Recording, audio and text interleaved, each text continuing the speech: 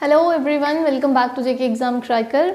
So we have started our MCQ series on environment और आज हम उसको कंटिन्यू करेंगे आगे के लिए. तो अब आज के लिए हमारा जो फर्स्ट क्वेश्चन है वो है first international conference on wetland conservation was held in. अभी वेटलैंड कंजर्वेशन क्या है? देखो वेटलैंड कंजर्वेशन क्या है कि अर्थ के जितने भी मार्शी स्वैम्पी एरियाज हैं उनकी कंजर्वेशन के लिए जो सबसे पहली कॉन्फ्रेंस हुई थी, मतलब उनको प्रिजर्व करने के लिए हमें अपने वेटलैंड्स जो है उनको कंजर्व करना है, उसके लिए जो पहली कॉन्फ्रेंस हुई थी वो कहाँ पर हुई थी? देखो ये वेटलैंड कंजर्वेशन जो हुई थी ये हुई थी रामसर में. ठीक है, ये रामसर है. आपको पता है कि जो वेटलैंड कंजर्वेशन है उनको हम रामसर साइट्स भी बोलते हैं. ठीक है, तो ये रामसर साइट्स है. ये रामसर कहाँ से मतलब ओरिजिनेट हुआ था? ये कॉन्फ्रेंस हुई थी रामसर. ये रामसर जो है ये एक सिटी है ईरान में. ठीक है, it is a city in Iran जिसके पीछे वेटलैंड कंजर्वेशन को जो हम इनकी जो साइट्स हैं, जितनी भी हमारी साइट्स हैं उनको हम रामसर साइट्स बोलते हैं. और ये जो है सबसे पहले कब दिया गया था? 2 फेब 1971 में. ठीक है, तो तब से हर साल जो 2 फेब है उसको क्या बोला जाता है? Wetland conservation day. ठीक है, इसको क्या बोला जाता है? Wetland conservation day. तो हर साल अगर आपसे कोई पूछे कि तो वेटलैंड कंजर्वेशन डे कौन सा है? 2 फेब जो है वो हमारा वेटलैंड कंजर्वेशन डे है.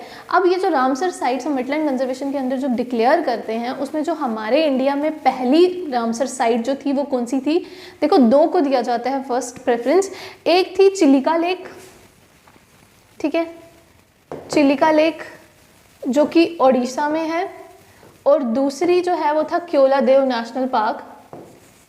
ठीक है, विच इज़ इन राजस्थान. तो ये जो है ये 2 हमारी पहली रामसर साइट्स हैं इंडिया में. ठीक है, और अगर पूछा जाए कि पहली इंटरनेशनल कॉन्फ्रेंस कहाँ हुई थी? रामसर हुई थी. रामसर एक सिटी है ईरान की जहाँ पर वेटलैंड कंजर्वेशन की कॉन्फ्रेंस हुई थी. वेटलैंड कंजर्वेशन में क्या हमारी रामसर साइट्स इंक्लूड किए जाते हैं, मतलब जितने भी स्वैम्प्स मार्शी एरियाज हैं उनको कंजर्व करने के लिए. और ये कब हुआ था? 2 फेब 1971 में हुआ था. जो 2 फेब है वो हर साल हमारा वेटलैंड कंजर्वेशन डे माना जाता है. ठीक है, सो इसका आंसर है रामसर.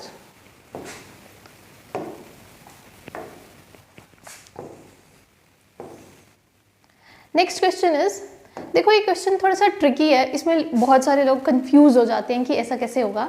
तो सबसे पहले हम क्वेश्चन रीड आउट करते हैं. तो देखो क्वेश्चन में क्या है कि इसमें पूछा जा रहा है कि forest helps in mitigating global warming through. देखो मैंने हमेशा आपको कहा था कि जब भी हमें क्वेश्चन पढ़ना होता है हमें उसमें की पॉइंट्स ढूंढने होते हैं. तो की पॉइंट इस क्वेश्चन में क्या है? मिटिगेटिंग, यानी कि उसको कम्बैट करने के लिए ग्लोबल वार्मिंग को जो फॉरेस्ट है वो हमें कैसे हेल्प कर रहे हैं. तो फॉरेस्ट हमें कैसे हेल्प कर रहे हैं? क्या वो हीट रेडिएट करके हेल्प कर रहे हैं? नो. क्या वो हीट एब्जॉर्ब करके कर रहे हैं? देखो हमें पता है कि जो ग्लोबल वार्मिंग है it is associated with the greenhouse effect phenomena, और उसमें हमें पता है कि जो हीटिंग होती है एब्जॉर्ब होती है. लेकिन क्या हीट एब्जॉर्प्शन करते हैं फॉरेस्ट उसकी वजह से होता है? नो. क्या ट्रांसपायरेशन की वजह से होता है? ट्रांसपायरेशन हमें पता है कि वो वाटर वेपर्स जो है वो रिलीज करते हैं, तो उससे भी नहीं होता है. तो क्या है फॉरेस्ट किससे हमें ग्लोबल वार्मिंग में मतलब मिटिगेट करने में हेल्प करते हैं? वो हमें ऐसे हेल्प करते हैं थ्रू फोटोसिंथेसिस.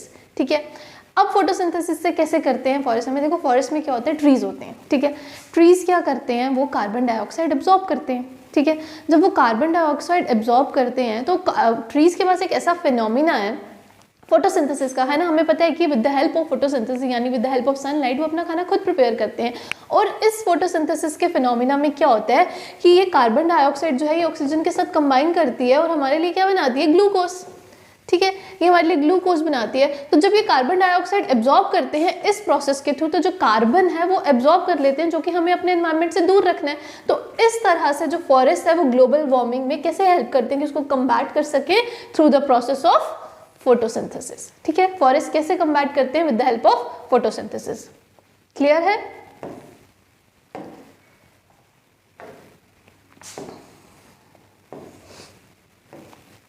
नेक्स्ट क्वेश्चन है कि पावर और मैन्योर यानी खाद, ठीक है, हमें कौन प्रोवाइड करता है? ये बिल्कुल फैक्चुअल क्वेश्चन है. क्या हमें थर्मल प्लांट प्रोवाइड करता है? थर्मल प्लांट पावर प्रोवाइड करता है और मैन्योर भी प्रोवाइड करता है? नो. क्या न्यूक्लियर प्लांट हमें पावर और मैन्योर प्रोवाइड करता है? No. Biogas plant, yes. Biogas plant से क्या होता है? हमें पावर भी प्रोवाइडेड होती है और मैन्योर भी प्रोवाइडेड होती है. ठीक है, तो जो पावर और मैन्योर दोनों प्रोवाइड करते हैं हमें वो कौन सा प्लांट है? हमारा बायोगैस प्लांट. क्लियर?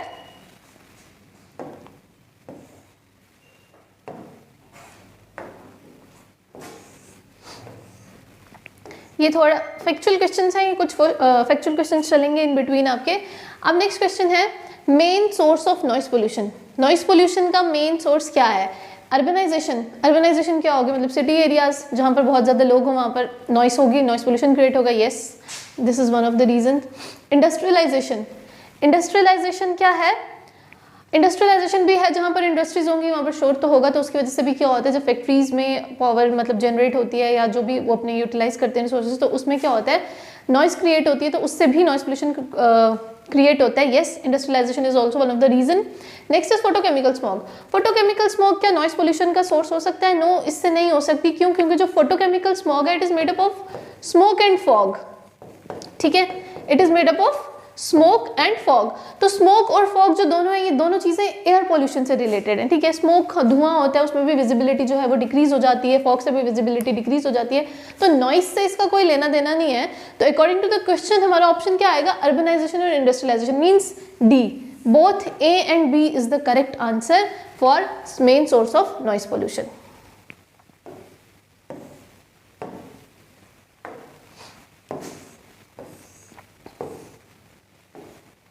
ये भी एक फैक्चुअल क्वेश्चन है, आपने देखा होगा। Recent technique for the study of vegetation. Vegetation की रीसेंट टेक्निक, जो हम एरियल मोड से हम जो वेजिटेशन की स्टडी करते हैं आजकल, उसको कुछ प्रोसेस से हमें स्टडी किया जाता है। The process is known as remote sensing. ठीक है, रिमोट सेंसिंग एरियल फोटोग्राफी के थ्रू हम वेजिटेशन को जो स्टडी करते हैं, और ये एक रीसेंट टेक्निक है, that is why it is known as remote sensing.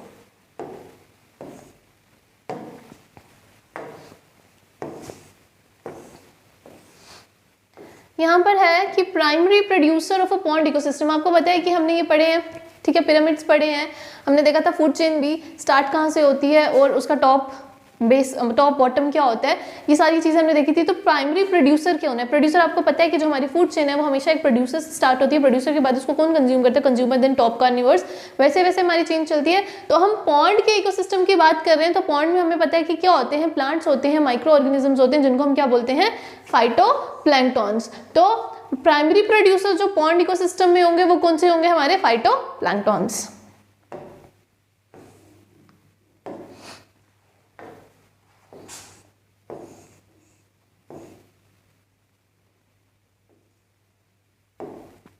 The next question is, question है अब आपका, the zone in which two ecosystems are united. इसमें पूछा गया है कि ऐसा कौन सा जोन है जहां पर दो इकोसिस्टम जो होते हैं वो यूनाइट हो जाते हैं। ठीक है, मैं इसको आपको एग्जांपल से भी बताऊंगी, लेकिन फर्स्ट ऑफ ऑल हम क्वेश्चन देख लेते हैं, उसके ऑप्शंस देख लेते हैं। इसमें पूछा गया जो दो इकोसिस्टम्स यूनाइटेड होते हैं उसको क्या बोला जाता है? क्या उसको निच बोला जाता है? देखो, निच अगर आपको याद हो तो मैंने पुराने लेक्चर्स में देखोगे तो मैंने आपको बताया था कि निच क्या होता है। Niche is the role of the organism in an environment, कि उसका फंक्शन क्या है ऑर्गेनिज्म में, उसको निच बोला जाता है। हैबिटेट क्या होगी? हैबिटेट होगी ड्वेलिंग प्लेस। ठीक है, हैबिटेट क्या होगी? Dwelling place. तो अकॉर्डिंग टू दिस क्वेश्चन हमें यहाँ पर पूछा गया कि दो इकोसिस्टम जहाँ पर यूनाइट हो रहे हैं उसकी बात की गई है, तो निच भी नहीं होगा, हैबिटेट भी नहीं होगा। Next is ecotype. इकोटाइप क्या होता है? इकोटाइप एक ऐसी पॉपुलेशन है जो एक लोकल एनवायरमेंटल कंडीशंस में खुद को अडॉप्ट करती है। ठीक है, तो इकोटाइप भी है जो वो भी नहीं होगा, तो बचा क्या? इकोटोन। यस, इकोटोन जो है एक ऐसी जोन है जहां पर दो इकोसिस्टम जो होते हैं वो यूनाइट होते हैं। यूनाइट होते हैं एज इन मतलब it is a zone of junction. आप इसको बोल सकते हो जो इकोटोन है it is a zone of junction. ये जोन ऑफ जंक्शन कैसे है? इसमें एग्जांपल आप ले सकते हो जैसे ग्रासलैंड्स। ठीक है, ग्रासलैंड्स में क्या है, जैसे ये ग्रासलैंड्स हैं इन बिटवीन, यहाँ पर डेजर्ट है, इसके यहाँ पर डेजर्ट है, इसके यहाँ पर फॉरेस्ट है। ठीक है, अब इन दो इकोसिस्टम्स को यूनाइट करने के लिए जो बीच का जोन है ये ग्रासलैंड, इसको बोला जाता है इकोटोन। ठीक है, ये इन दोनों को जोड़ने के लिए एक जंक्शन बनती है, that is why it is termed to be known as ecotone. ठीक है, तो आपने हमेशा याद रखना है कि वो जोन जो दो इकोसिस्टम्स को यूनाइट करती है उसको इकोटोन बोला जाता है। क्यों? क्योंकि इकोटोन जो है वो जोन ऑफ जंक्शन है, दो इकोसिस्टम्स को वो ज्वाइन करती है, उनके बीच का सोर्स बनती है। दैट इज व्हाई यहाँ पर अगर डेजर्ट है और यहाँ फॉरेस्ट है तो इसके बीच में ग्रासलैंड हो गए, तो ग्रासलैंड क्या हो गया? इसका इकोटोन हो गया। ठीक है, जोन ऑफ जंक्शन हो गई जो दो इकोसिस्टम्स को यूनाइट कर रही है आपस में। ठीक है, तो ऑप्शन विल बी इकोटोन।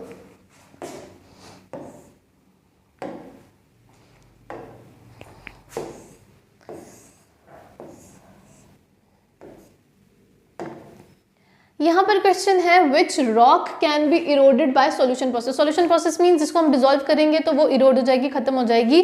तो क्या ग्रेनाइट है? ग्रेनाइट भी हार्ड रॉक है, पिगमेटाइट भी हार्ड रॉक है।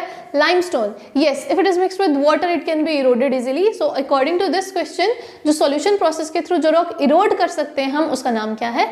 लाइमस्टोन। ठीक है, तो इसका ऑप्शन क्या रहेगा? लाइमस्टोन।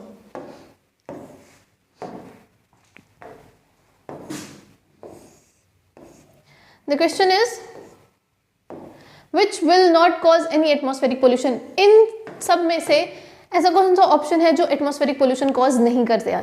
क्या हाइड्रोजन है? ये हमें पता है कि हाइड्रोजन जो है it is one of the major gas which does not cause atmospheric pollution, तो ये ठीक है, लेकिन हम फिर भी बाकी ऑप्शंस देखेंगे। सल्फर डाइऑक्साइड, ये भी हमारे को पोल्यूशन कॉज करती है। कार्बन डाइऑक्साइड, ये भी एटमॉस्फेरिक पोल्यूशन कर सकती है। Carbon monoxide, it is a very poisonous gas, ये भी हमारे को क्या करती है? एटमॉस्फेरिक पोल्यूशन बहुत ज़्यादा रिलीज करती है एटमॉस्फेयर में। तो according to this question hydrogen एक ऐसी गैस है जो एटमॉस्फेरिक पोल्यूशन क्रिएट नहीं करती है।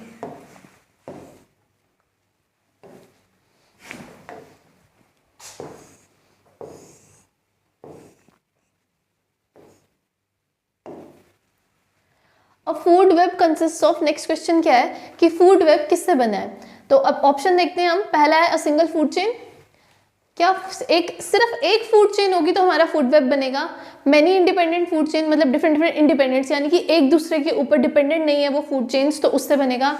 या मैनी इंटरकनेक्टेड फूड चेन्स, बहुत सारी इंटरकनेक्टेड फूड चेन्स होते हैं, यानी कि जिसमें आप बोल सकते हो कि अगर मैं बोल रही हूँ कि ग्रास है, ग्रास को गोट खा रही है, तो दैट डजंट मीन कि उस ग्रास को सिर्फ गोट ही खा रही है, उस ग्रास को रैबिट भी खा सकता है, उस ग्रास को रैबिट भी खा रहा है, उस ग्रास को कोई और भी जानवर खा रहा है। तो मतलब एक पर्टिकुलर प्रोड्यूसर पे बहुत सारे ऑर्गेनिजम्स जो हैं वो डिपेंड करते हैं। तो इस वजह से क्या होता है कि एक इंटरकनेक्टेड फूड चेन बनती है। तो इंटरकनेक्टेड, इंटरलिंक्ड जो फूड चेन्स होती हैं उसी को क्या बोला जाता है? Food web. तो food web consist of many interconnected food chains. ठीक है, बहुत सारी फूड चेन्स जो होती है वो आपस में इंटरकनेक्ट करती हैं, और हमें पता है कि फूड चेन में जो होता है एनर्जी फ्लो होता है, और वो कितना होता है? 10% होता है। तो option is many interconnected food chains.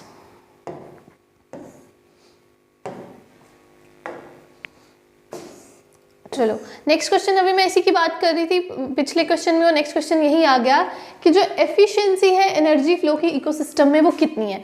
हमें पता है कि बेस से टॉप में एनर्जी जो होती है वो रिलीज होती है, और मैंने पुराने लेक्चर्स में भी आपको बोला जब से हमने ये एमसीक्यू स्टार्ट की है कि एनर्जी फ्लो जो होता है हमेशा यूनिडायरेक्शनल होता है, वो कभी भी बाई डायरेक्शनल या मल्टी डायरेक्शनल नहीं हो सकता। ठीक है, क्यों? क्योंकि एनर्जी जो है वो हमेशा बेस से टॉप में ट्रांसफर करती है, और कितनी एफिशिएंसी से वो ट्रांसफर करती है, कितनी एफिशिएंट है, हमेशा सिर्फ कितनी 10% of the energy is transfer to the next trophic level. हमेशा सिर्फ जो है 10% जो होती है वो नेक्स्ट ट्रॉफिक लेवल में जाती है, बाकी 90% कंज्यूम हो जाती है।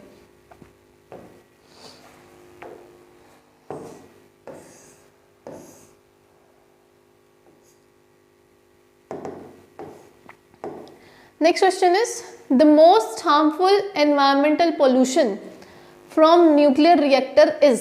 अब ये पूछ रहा है कि जो सबसे ज़्यादा हार्मफुल एनवायरमेंटल पोल्यूशन है न्यूक्लियर रिएक्टर से, वो कौन सा? क्या रेडियो एक्टिविटी है? नो। पार्टिकुलेट फॉर्मेशन है? No. Thermal pollution? Yes. Noise pollution? नहीं। नॉइस पोल्यूशन से कैसे हमें हार्मफुल न्यूक्लियर रिएक्टर रिलीज हो सकता है? देखो थर्मल पोल्यूशन में क्या होता है कि वो अपने जो जितने भी फैक्ट्रीज हैं वो जब वाटर यूज़ करते हैं तो उसको वो डायरेक्टली हमारे एनवायरनमेंट में जाने देते हैं विदाउट बीइंग ट्रीटेड इट। ठीक है, जितने भी वो हार्मफुल वेस्ट जो जनरेट करते हैं उसको ट्रीट नहीं करते हैं, वैसे ही वो वाटर बॉडीज़ में उनको फ्लो आउट करने देते हैं। तो इस रीज़न से क्या होता है कि ये सबसे ज़्यादा हार्मफुल बन जाता है हमारे लिए। तो जो सबसे ज़्यादा हार्मफुल एनवायरमेंटल पोल्यूशन है न्यूक्लियर रिएक्टर से जो होता है वो कौन सा होता है? Thermal pollution. Clear?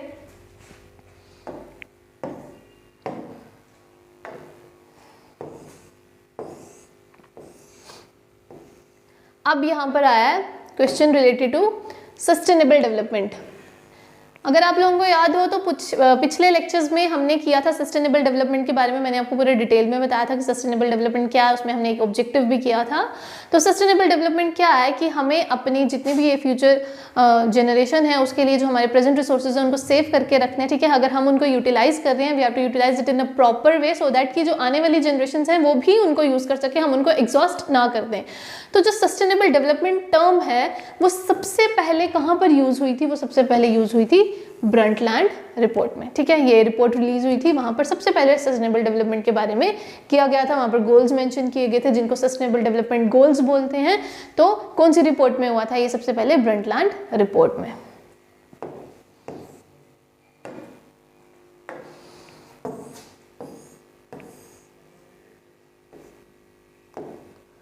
The term biodiversity is coined by, जो बायोडाइवर्सिटी टर्म है, ठीक है, बायोडाइवर्सिटी का मतलब क्या है? डाइवर्सिटी इज हमेशा, I have already told you, variety, bio means living, यानी वेराइटी ऑफ लिविंग ऑर्गेनिजम्स। ठीक है, तो जो बायोडाइवर्सिटी टर्म है वो किसने कॉइन की थी सबसे पहले? It was coined by WG Rojan.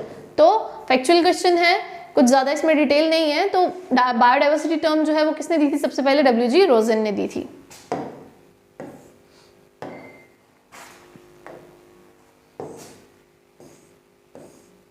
Yes, next question. The conversion of ammonia to nitrate, ये क्वेश्चन हमने लास्ट लेक्चर में भी किया था, इसलिए मैं इसको यहाँ पर ज़्यादा डिस्कस नहीं करूँगी। जब अमोनिया को हम नाइट्रेट में कन्वर्ट करते हैं तो इसको हम क्या बोलते हैं? नाइट्रिफिकेशन। ठीक है, इसको हम क्या बोलते हैं? नाइट्रिफिकेशन। मैंने आपको बोला था अमोनिया जो है वो दो में चेंज हो जाता है, नाइट्रेट और नाइट्राइट में। ठीक है, तो वो कौन से बैक्टीरिया उस पर एक्ट करते हैं वो आप लोग पुराने लेक्चर में देखेंगे। तो मैं यहाँ पर सिर्फ इतना बताऊंगी, जो कन्वर्जन है अमोनिया की नाइट्रेट में जब होती है उसको नाइट्रिफिकेशन बोलते हैं। बाकी एमोनिफिकेशन, डीनाइट्रिफिकेशन, ये सारे प्रोसेसेस मैंने आपको पिछले लेक्चर में अच्छे से डिस्कस किए थे।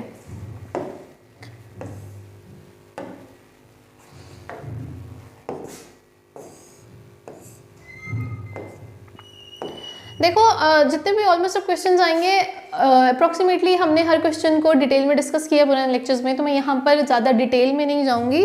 तो जितना जितना मैंने पुराने लेक्चर में किया होगा वो मैं मेंशन ज़रूर कर दूँगी, बट आप लोग यहाँ पर देख लें। Which of the following enhances soil fertility. अब देखो सॉइल फर्टिलिटी कैसे इंक्रीज होती है, ये भी मैंने लास्ट लेक्चर में आप लोगों को बताया था। मैंने बोला था कि क्रॉप रोटेशन होती है। क्रॉप रोटेशन होती है यानी कि एक सॉइल पर धीरे धीरे, मतलब एक क्रॉप उगाएंगे, फिर दूसरी बारी दूसरी क्रॉप उगाएंगे, तीसरी बारी तीसरी क्रॉप उगाएंगे। इससे क्या होता है कि जो सॉइल होती है उसकी न्यूट्रिएंट जो होते हैं उसमें एनहांस होते हैं, न्यूट्रिएंट एनरिचमेंट होती है। तो इसमें क्या होता है, तो कौन सा ऐसा प्रोसेस है इनमें से जो सॉइल फर्टिलिटी को इंक्रीज करता है? तो वो कौन सा है? क्रॉप रोटेशन, यानी कि एक पर्टिकुलर सॉइल पर हम डिफरेंट क्रॉप्स को ग्रो करेंगे बार बार। ठीक है,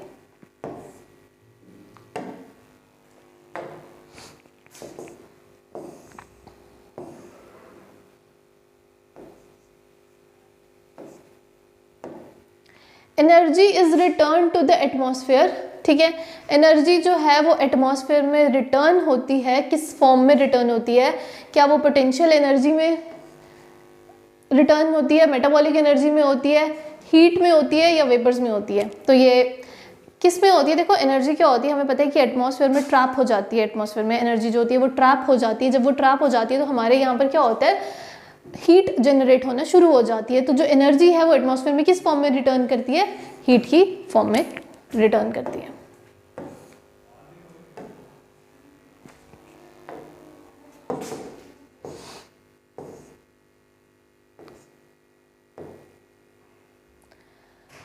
देखो यहां पर क्वेश्चन है,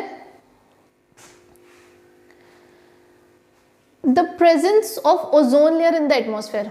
अब ये हमें पता है कि जो ओजोन लेयर है वो हमारे एटमॉस्फेयर की एक लेयर है जिसका नाम स्ट्रेटोस्फेयर है। उसकी लोअर में क्या प्रेजेंट है? हमारे ओजोन लेयर प्रेजेंट है स्ट्रेटोस्फेयर में। तो स्ट्रेटोस्फेयर में जो मतलब ओजोन लेयर की प्रेजेंस है वो सबसे पहले किसने ऑब्जर्व की थी? तो सबसे पहले जो एटमॉस्फेयर में ओजोन लेयर है जो डिस्कवर की थी वो किसने की थी? चैपमैन ने। ठीक है, किसने की थी? चैपमैन ने की थी। देखो मोस्ट ऑफ, मुझे पता है कि आप लोग बहुत सारे कमेंट में लिखेंगे कि इसके साथ वेरियस साइंटिस्ट जो हैं वो जुड़े हुए हैं जिन्होंने बाद में इसकी डिस्कवरी की थी। तो yes that is another question, लेकिन जो ओजोन लेयर की प्रेजेंस सबसे पहले ऑब्जर्व की थी वो चैपमैन ने की थी। और उसके अलावा जो आप लोग बोल रहे हैं कि जो साइंटिस्ट जो ओजोन के साथ डिस्कवरी जिन्होंने की थी, यानी जो साइंटिस्ट जुड़े हुए हैं जो ओजोन के बारे में बताते हैं, तो वो थे चार्ल्स फेब्री एंड हेनरी बुइसन। ठीक है, लेकिन ऑप्शन में वो भी नहीं है, तो हमारे को अकॉर्डिंग टू द ऑप्शन हमें चैपमैन दिया गया। और सबसे पहले जो ओजोन लेयर की प्रेजेंस एटमॉस्फेयर में जो मतलब देखी थी, जिसने ऑब्जर्व की थी, वो चैपमैन ने ही देखी थी। ठीक है, 1920s में।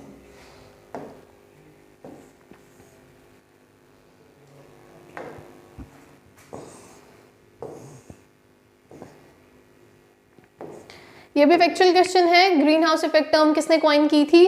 तो ग्रीन हाउस इफेक्ट हमें पता है क्या है कि जब वेरियस एटमॉस्फेरिक गैसेस जो ट्रैप हो जाती हैं एटमॉस्फेयर में और वहाँ से वापस बाहर नहीं जा पाती हैं हमारे अर्थ से, तो वो क्या करती हैं, हीट जनरेट करती हैं एटमॉस्फेयर में, जिसकी वजह से ग्लोबल वार्मिंग जो है वो इंक्रीज हो रही है। तो जो ग्रीन हाउस इफेक्ट की टर्म है ये किसने कॉइन की थी, जे फोरियर ने। ठीक है, किसने की थी, जे फोरियर ने।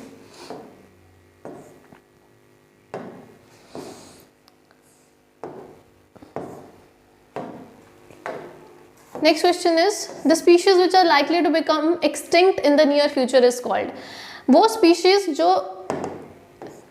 species जो एक्सटिंक्ट हो जाएंगी नियर फ्यूचर में उनको हम क्या बोलते हैं। देखो मैंने आपको पहले भी बताया था कि हमारे जो IUCN है, international union for conservation of nature and natural resources, वो क्या करते हैं, उन्होंने रेड डेटा बुक पब्लिश की हुई है जिसमें उन्होंने जितने भी प्लांट एनिमल स्पीशीज हैं उनको कैटेगराइज किया हुआ है, कौन सी रेयर है, कौन सी थ्रेटेंड है, कौन सी वल्नरेबल है, यानी लाइकली टू बिकम एक्सटिंक्ट, कौन सी एंडेंजर्ड है और कौन सी एक्सटिंक्ट हो चुकी हैं। तो इसमें इन्होंने पूछा है कि जो एक्सटिंक्शन की वर्ड्स पे है नियर फ्यूचर में, जो एक्सटिंक्ट होने वाली होती है नियर फ्यूचर में, उनको हम एंडेंजर्ड स्पीशीज बोलते हैं। ठीक है, उनको हम कौन सा बोलते हैं, एंडेंजर्ड स्पीशीज।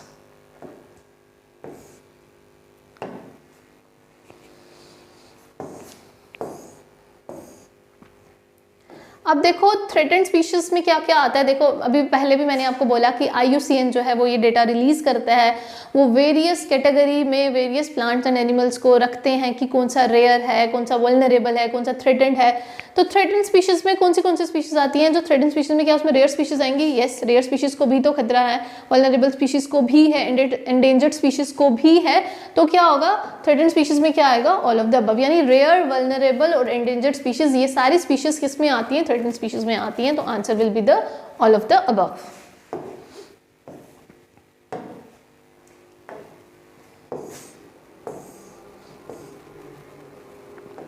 अब यहाँ पर क्वेश्चन है ग्लोबल वार्मिंग का। ग्लोबल वार्मिंग किसका कॉन्सिक्वेंस है, किसके कारण ग्लोबल वार्मिंग हो रहा है। तो ये अभी ही पिछले क्वेश्चन में मैंने डिस्कस किया, the greenhouse effect is the reason for the global warming. क्यों, क्योंकि जो हीट है वो ट्रैप हो रही है एटमॉस्फेयर में, जिसकी वजह से जो हमारे एटमॉस्फेयर का जो टेम्परेचर है वो इंक्रीज हो रहा है। जैसे टेम्परेचर इंक्रीज हो रहा है तो उससे क्या हो रही है, ग्लोबल वार्मिंग हो रही है। तो global warming is a consequence of greenhouse effect.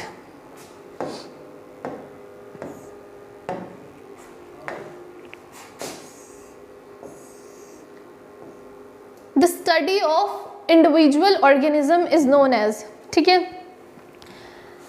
Individual organism की स्टडी को क्या बोला। देखो आपको मैंने पहले ही बताया था कि जो स्टडी ऑफ पॉपुलेशन होती है, जो हमने पहले ही पढ़ा था कि इकोलॉजी होती है। ठीक है, जब हमने बोला कि इनके in relation to their environment जब हम स्टडी करते हैं उसको इकोलॉजी बोलते हैं। तो यहाँ पर हमें पूछा गया है कि जो इंडिविजुअल ऑर्गेनिज्म की स्टडी होती है उसको क्या बोलते हैं, उसको बोलते हैं ऑर्टिकोलॉजी।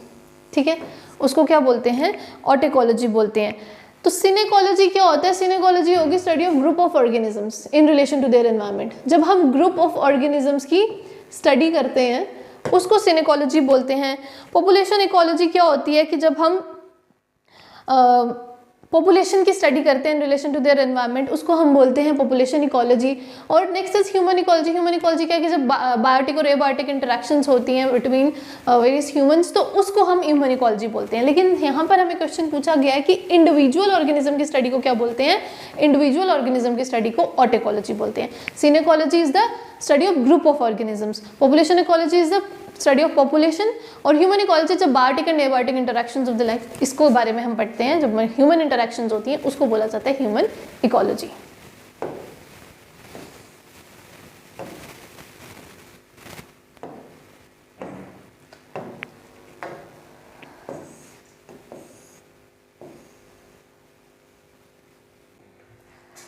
फेगोट्रॉफिक mode of nutrition is found in. Phagotrophic mode of nutrition कहाँ पर फाउंड होती है, फेगोट्रॉफिक जो है it is found in consumers. ठीक है, इट इज नॉट प्रोड्यूसर्स जो अपना खाना खुद प्रोड्यूस करते हैं, ये वैसा नहीं है। तो कंज्यूमर्स जो हैं वो फेगोट्रॉफिक मोड ऑफ न्यूट्रिशन जो है वो फॉलो करते हैं, यानी कि दे आर कंज्यूमर्स। ठीक है,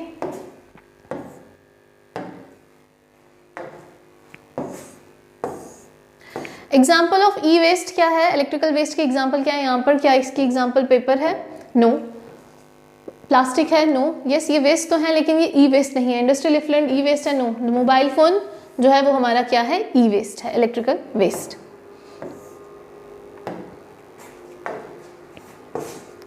Which of the following is not a waterborne disease? इनमें से ऐसी कौन सी डिजीज़ है जो वाटर बॉर्न नहीं है, जो वाटर के कारण नहीं होती है, तो वो कौन सी है? मीजल्स। मीजल्स में क्या होता है, हमें दाने हो जाते हैं, वायरस की वजह से होती है।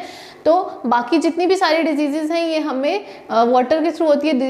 These all are water borne diseases, but measles is not a water borne disease.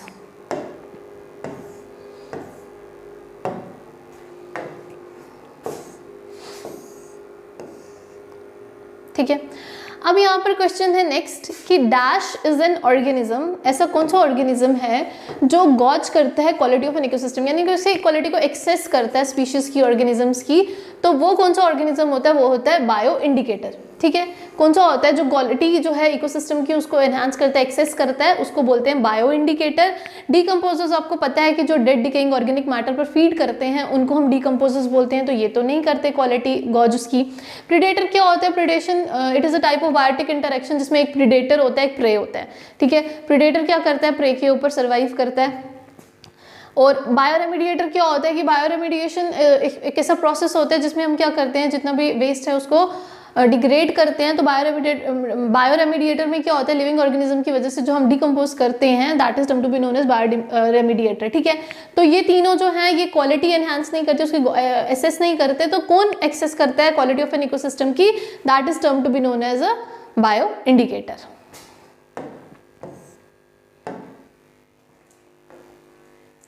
Which of the following facts are incorrect?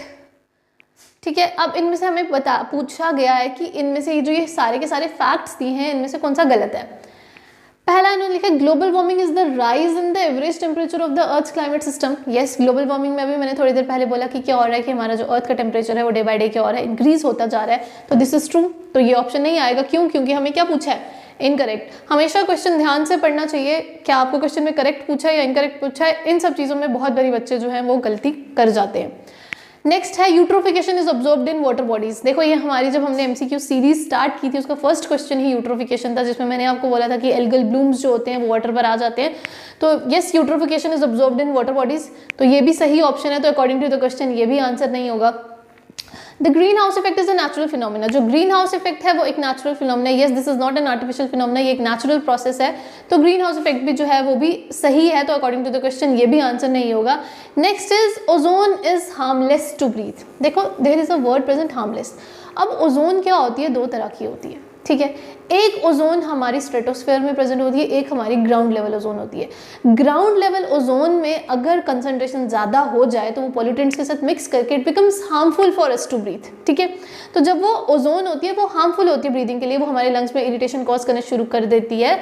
तो ozone is harmless to breathe? No, according to the question this is the answer, क्योंकि हमें यहाँ पर incorrect पूछा है। लेकिन actuality में अगर देखा जाए तो ओजोन जो होती है वो हार्मफुल होती है ब्रीथ के लिए। तो इसका ऑप्शन क्या रहेगा?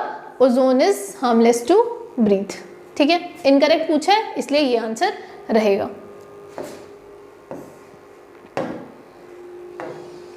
Which of the following is called the secondary air pollutant? ठीक है, अब क्या पूछा गया? सेकेंडरी पॉल्यूटेंट पूछा गया। देखो पॉल्यूटेंट्स क्या होते हैं? दो तरह के होते हैं। ठीक है, एक होते हैं प्राइमरी पॉल्यूटेंट्स और एक होते हैं हमारे सेकेंडरी पॉल्यूटेंट्स। प्राइमरी पॉल्यूटेंट्स और सेकेंडरी पॉल्यूटेंट्स में क्या डिफरेंस होता है? प्राइमरी पॉल्यूटेंट्स जो होते हैं वो डायरेक्टली सोर्स से एमिट करते हैं। ठीक है, वो किसी के साथ मिक्सअप करके नहीं हमारे एटमॉस्फेयर में रिलीज होते हैं। वो कहाँ से रिलीज होते हैं? हमारे प्राइमरी पॉल्यूटेंट्स जो होते हैं वो हमारे डायरेक्ट सोर्स से रिलीज होते हैं। They are emitted directly from the source, emitted from the source directly. ठीक है, तो जो ये सेकेंडरी पॉल्यूटेंट्स होते हैं ये सोर्स से निकलते हैं, ये क्या करते हैं? ये हमारे प्राइमरी पॉल्यूटेंट्स के साथ मिक्स होकर एटमॉस्फेयर में रिलीज होते हैं। यानी कि सबसे पहले प्राइमरी पॉल्यूटेंट्स के साथ रिएक्ट करते हैं, उसके बाद एटमॉस्फेयर में रिलीज होते हैं, तो वो होते हैं सेकेंडरी पॉल्यूटेंट्स। तो इसमें से हमें इन्होंने पूछा गया कि सेकेंडरी एयर पॉल्यूटेंट्स कौन से हैं? तो ये पैंस जो है, इसकी फुल फॉर्म आप बताएंगे। पैंस जो है ये नहीं होते, ये प्राइमरी पोल्यूटेंट है। ओजोन जो है ये हमारा क्या है? सेकेंडरी पोल्यूटेंट है। तो इस क्वेश्चन के अकॉर्डिंग देखो कार्बन मोनोऑक्साइड भी डायरेक्टली सोर्स से एमिट होती है, नाइट्रोजन डाइऑक्साइड भी हमेशा सोर्स से एमिट होती है। तो ये सारे क्या है? प्राइमरी पोल्यूटेंट्स हैं। इसमें से जो सिर्फ सेकेंडरी पोल्यूटेंट है वो कौन सा है? ओजोन है। ठीक है, जो ग्राउंड लेवल ओजोन होती है वो भी प्राइमरी पोल्यूटेंट होती है, लेकिन जो ये स्ट्रेटोस्फेरिक ओजोन की बात अगर हम करें तो ये कौन सी होती है? हमारी सेकेंडरी पोल्यूटेंट होती है। ठीक है,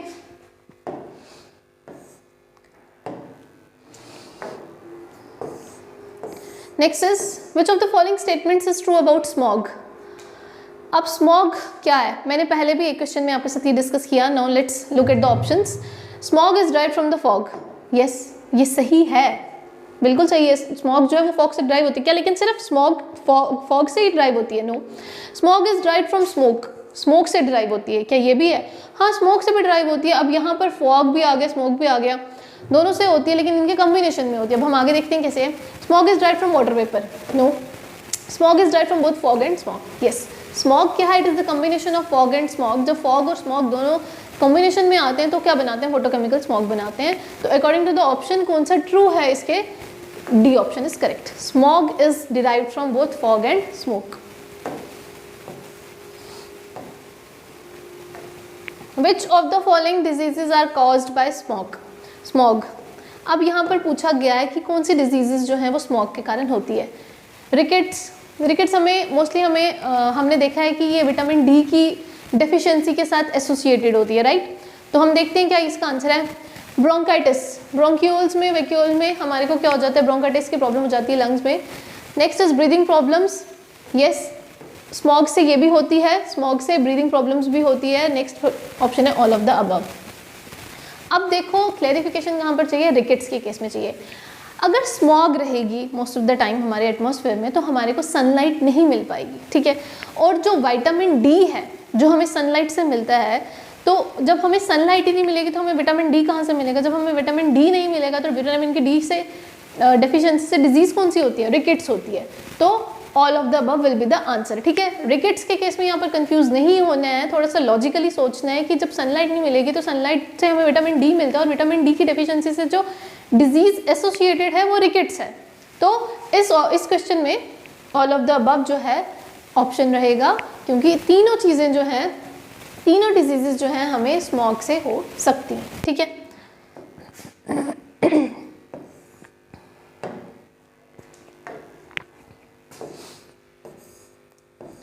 The protocol which decided to completely phase out CFC.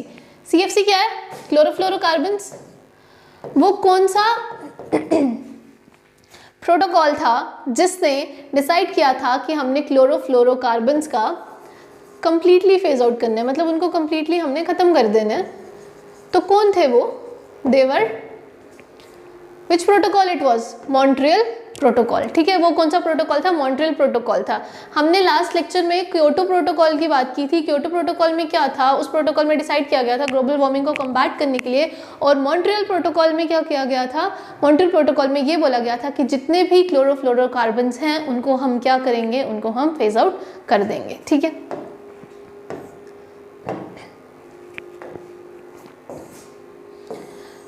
Which of the following is said to be a biodegradable waste? अब इनमें से ऐसा कौन सा है जो बायोडिग्रेडेबल वेस्ट है? Which can be degraded properly, right?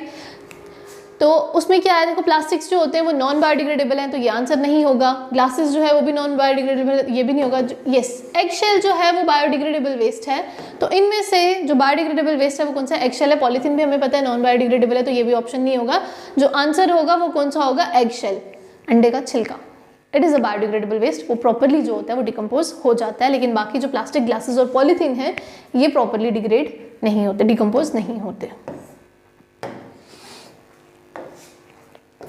The uses of CFCs are, अभी हमने पीछे पढ़ा कि क्लोरोफ्लोरोकार्बन्स जो हैं उसकी वजह से क्या हो रहा है? हमारा एनवायरनमेंट पे बहुत हार्मफुल इफेक्ट पड़ रहा है. तो उनको फेज आउट करने के लिए एक प्रोटोकॉल जो है उसमें डिसाइड किया गया था कि हमें कंप्लीटली इसको बैन करना है, हमें क्लोरोफ्लोरोकार्बन्स जो है बिल्कुल यूज़ नहीं करने हैं.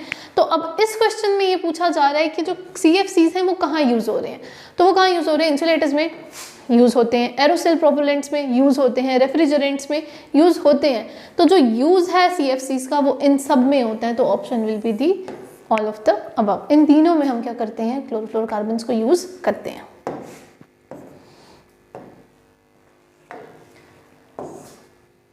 The ozone layer is present इन, जो ओजोन लेयर है वो कहाँ प्रेजेंट है? तो ओजोन लेयर जो है वो मैंने आपको पहले भी बताया हमारी एटमॉस्फेयर में प्रेजेंट है. हमारी एटमॉस्फेयर की second layer which is the stratosphere, वहाँ पर हमारी क्या प्रेजेंट है? ओजोन लेयर प्रेजेंट है। ओजोन लेयर एटमॉस्फेयर में सबसे पहले किसने डिस्कवर की थी, वो भी हमने ऊपर पढ़ा, it was discovered by Chapman. और ये कौन सी लेयर में प्रेजेंट है, it is present in stratosphere. Clear? So this is all for today. बाकी के जो MCQs पढ़े हैं वो हम नेक्स्ट सीरीज में कंप्लीट करेंगे, नेक्स्ट लेक्चर में कंप्लीट करेंगे। Till then take care, bye bye and thank you.